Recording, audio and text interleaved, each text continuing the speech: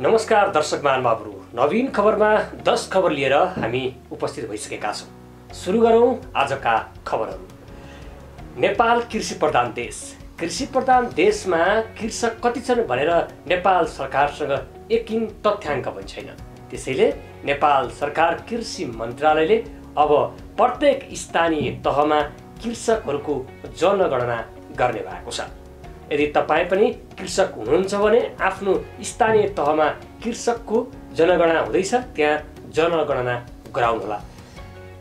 कृषि मन्त्रालयले किन जनगणना गर्न लाग्यो त भन्ने प्रश्नमा कृषि मन्त्रीले भन्नुभएको छ कि आगामी दिनमा मल, बिउ, बिजन र कृषिजन्य सामग्रीहरू हस्तान्तरण गर्दा ती कृषकहरूले मात्र प्राप्त गर्न सकुन् भन्ने उद्देश्यले हामीले तथ्याङ्क सङ्कलनको लागि जनगणना गर्न लागेको बताएका छन्।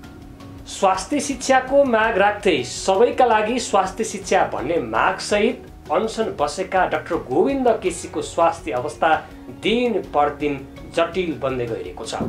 19औं पटकको सत्याग्रह जुम्लाबाट सुरु गरेका गोविन्द केसीको अहिले मुटुको समस्या देखिएको छ र उनलाई अक्सिजन दिइराखिएको उनका डाक्टरहरूले बताएका छन्। तर नेपाल सरकारले भने बल्ल उनीसँग राजनीतिक वार्ता गर्न समिति गठन गरेर पठाएको छ। शिक्षा मन्त्रालयका सहसचिवलाई गोविन्द केसीसँग वार्ताको लागि पठाएको प्रधानमन्त्रीले बताएका छन्। उनको स्वास्थ्यको ख्याल गर्दै देशका विभिन्न स्थानहरूमा आन्दोलनहरू जारी छन्। सामाजिक सञ्जालदेखि सडकसम्म अहिले गोविन्द केसीको समर्थनमा एकपछि अर्को गर्दै विभिन्न पक्षहरू उभिरहेका छन्। सरकारले पनि उनका माग सुन्नुपर्ने आम जनताको माग रहेको छ। केही दिन अगाडि नेपाल सरकारले विभिन्न देशका राजदूतहरू नियुक्त गरेको थियो। पूर्व अर्थमन्त्री समेत रहेका युवराज खत्रीवडा, लोकदर्शन रेग्मी, निर्मल कुमार विश्वकर्मालाई राजदूतमा नियुक्त गरेको थियो। उनीहरूलाई राजदूतमा नियुक्त गरेसँगै नेकपा भित्र पनि पेचिलो रूपमा यो मुद्दा अगाडि आइरहेको थियो। नेकपा भित्रकै केही नेताहरूले पनि यसको विरोध गरिरहेका थिए। एकपक्षीय रूपमा प्रधानमन्त्री आफैले ती राजदूतहरू नियुक्त गरेको आरोप अन्य नेताहरूले लगाएका थिए। यसो त संसदीय समितिको बैठकबाट पनि अनुमोदन नगराई सिधै यसै राजदूत नियुक्त गर्नु संवैधानिक नभएको पनि बताइएको छ। त्यसैले अब 10 दिनको समय सीमा दिएर ती राजदूतहरूको बारेमा उजुरी गर्न संसदीय समितिले आह्वान नै गरेको छ। आजबाट लागू हुने गरी अब 10 दिनभित्र यी राजदूतहरूको लागि उजुरी भए उजुरी दर्ता गराउन आम सर्वसाधारणसँग संसदीय समितिले अपिल समेत गरेको छ। गएको चैत्र 11 गतेबाट देशका विभिन्न स्थानमा परीक्षाहरू रोकिए। देश लकडाउनमा गएपछि पूर्व निर्धारित कार्यक्रमहरू पनि स्थगित भए। 11 गतेबाट सुरु हुने भनिएकै एसई पनि रोकियो। त्यससँगै कक्षा 11, 12 र अन्य उच्च माध्यमिक तहका परीक्षाहरू रोकिएका थिए। तर सरकारले अब कुनै पनि परीक्षा नरोक्ने निर्णय गरेको छ। स्वास्थ्य मापदण्ड लागू गरेर अब रोकिएका परीक्षाहरू सञ्चालन गर्नुपर्ने बताइएको छ। मन्त्री परिषद बैठकको निर्णय सुनाउँदै सरकारका प्रवक्ताले अब कुनै पनि परीक्षा नरोकिने बताएका हुन्। नेपाली चलचित्र क्षेत्रमा पछिल्लो समय रिलिज भएको film selfie king. Selfie king Nepali चलचित्र फिल्म हलहरूमा त्यति राम्रोसँग प्रसारमा आउन सकेन, अर्थात् दर्शकको मन जित्न सकेन हलहरूबाट। तर सेल्फी किङ पछिल्लो समय सामाजिक सञ्जाल युट्युबमा भने यो ट्रेन्डिङमा छ। सेल्फी किङमा विपिन कार्की, अभय बराल, लक्ष्मी बर्देवा, सबिन बास्तवा लगायत कलाकारहरूको मुख्य भूमिका रहेको छ। सेल्फी किङ कलाकारकै एउटा कथामा आधार बनाएर निर्माण गरिएको नेपाली चलचित्र हो। पछिल्लो समय युट्युबमा यसले राम्रो प्रभाव पारिरहेको छ र सेल्फी किङले युट्युबबाट सफलता प्राप्त गरिरहेको छ।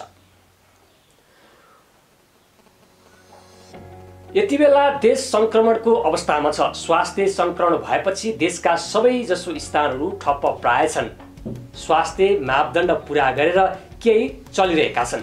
पछिल्लो समय आज नेपालमा एकै दिन 3439 जना रोगका संक्रमण फेला परेका छन्। यो मात्रै काठमाडौँमा 1600 बढी देखिएको छ भने कैयौं स्थानमा मृतकको संख्या पनि उकालो लागेको छ। पछिल्लो समय रोग संक्रमण बढेपछि सरकारले धार्मिक स्थलहरूमा पनि प्रतिबन्ध लगाएको थियो। धार्मिक क्षेत्रमा हुने कार्यक्रम र भक्तजनहरूलाई दिइने पूजापाठ गर्न दिइने पनि रोकिएको सरकारले अब बिस्तारै धार्मिक स्थल पनि खोल्ने प्रस्ताव अगाडि सारेको छ। पर्यटन मन्त्री योगेश कुमार भट्टराईले आज ताप्लेजुङमा अब धार्मिक स्थलहरू पनि खोल्नको लागि सरकारको लागि अपिल गरेको बताएका छन्। आगामी बिहिबार बस्ने मन्त्री परिषद बैठकमा उनले सो प्रस्ताव पेश गर्ने जनाएका छन्। लामो समयसम्म धार्मिक क्षेत्रहरू बन्द हुँदा आन्तरिक पर्यटकको समेत अहिले समस्या देखिएको छ। धेरैजसो होटेलहरू पनि ठप्प प्राय छन्। त्यसैले अब बिस्तारै आन्तरिक रूपमा धार्मिक स्थलहरू खोल्नुपर्ने पर्यटन मन्त्री योगेश कुमार भट्टराईले बताएका छन्। गएका वर्षहरूमा दशैं सुरु हुनुभन्दा केही महिना अगाडिबाटै बजारमा चहल पहल सुरु हुन्थ्यो। चहल पहल सुरु भएसँगै धेरै मानिसहरूले आफूलाई आवश्यक पर्ने सवारी साधनहरू खरिद गर्ने गरेका थिए। तर यसपटक भने महिनौं बितिसक्दा पनि सवारी साधन बिक्री हुन सकेका छैनन्। दशैं आउन करिब 10 दिन बाँकी रहँदा व्यवसायीहरूले विभिन्न स्किम तयार पारेर बजारमा राखेका सवारी साधनहरू बिक्री हुनै छाडेका छन्। गएका वर्षहरूमा दशैं सुरु भएपछि सवारी साधनका लागि विभिन्न स्किमहरू दिने व्यवसायीहरूको भनाइ थियो। तर यसपालि पनि विभिन्न स्किम दिँदा पनि सवारी साधनको बिक्री भने ठप्प प्राय छ। विश्वभरि फैलिएको रोगको संक्रमणका कारण र अहिले आम्दानी पनि धेरै घटेका कारणले अहिले धेरै खरिदकर्ताहरूले सवारी साधन खरिद गर्न नसकेको व्यवसायीहरूले बताएका छन्। अमेरिकी राष्ट्रपति डोनाल्ड ट्रम्पलाई पनि रोगको संक्रमण देखिएपछि उनी सैनिक अस्पतालमा भर्ना भएका छन्। डोनाल्ड ट्रम्पसँगै उनकी श्रीमती पनि सैनिक अस्पतालमा छिन्। केही दिन अगाडिदेखि उनलाई संक्रमण देखिएपछि सैनिक अस्पताल पुगेका ट्रम्प र उनकी श्रीमती त्यहीँबाट अहिले काम गरिरहेका छन्। संयुक्त राज्य अमेरिकाका राष्ट्रपति डोनाल्ड ट्रम्प पनि रोगको संक्रमण लागेपछि सैनिक अस्पतालमा भर्ना भएका छन्। उनीसँगै उनकी श्रीमती पनि सैनिक अस्पतालमा भर्ना भएकी छिन्।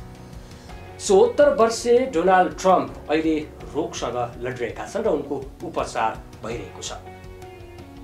आगामी नोभेम्बर 3 हुने चुनावका लागि डोनाल्ड ट्रम्पको तयारी कस्तो थियो र अहिले उनी रोगको संक्रमण परेपछि अब आगामी दिनमा चुनाव प्रचार प्रसारलाई कसरी गर्नेछन् भन्ने जिज्ञासा अहिले विश्व समुदायमा बढेको छ। अस्पतालबाटै उनी चुनाव प्रचार प्रसार गर्लान् या उनी अब सम्भावित उम्मेदवारमा उनलाई यो संक्रमणले कतिको फाइदा या बेफाइदा पुर्याउँछ भन्ने आकलन समेत विश्व समुदायमा हुन थालेको छ। आगामी नोभेम्बरमा अमेरिकामा राष्ट्रपतीय चुनाव हुँदैछ। नेपाल राष्ट्रिय क्रिकेट टोलीका सदस्य ललित भण्डारी भदौमा सवारी दुर्घटनामा परेका थिए।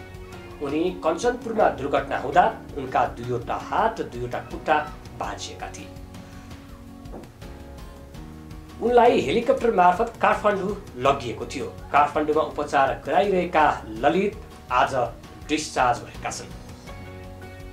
सिपिएलले उनलाई सहयोगको लागि 6 लाख रुपियाँ आर्थिक सहयोग समेत गरेको पारस खड्काले बताएका छन्।